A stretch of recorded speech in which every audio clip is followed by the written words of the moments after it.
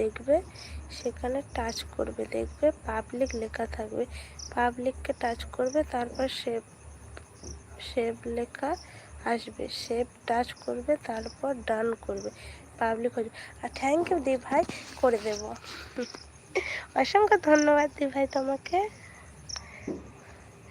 Live শেষ করে দেখবে 3 ডট।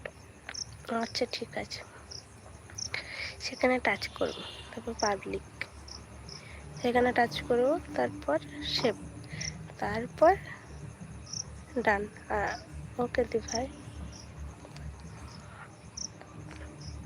আমি তো এটা করেই না, আমি ওই যে লাইভটা শেষ করি, তারপর নিচে ডান থাকে, ও ডানটায় টাচ করি।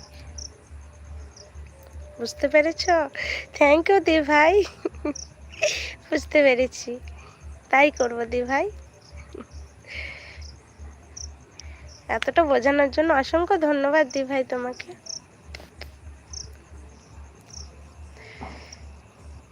আমি তো এটা পারতাম না। এই লেখাটা স্ক্রিনশট নিয়ে নাও। ওকে দি ভাই।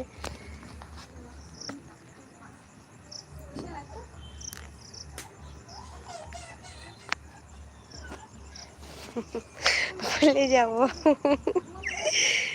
ভুলে যাব না।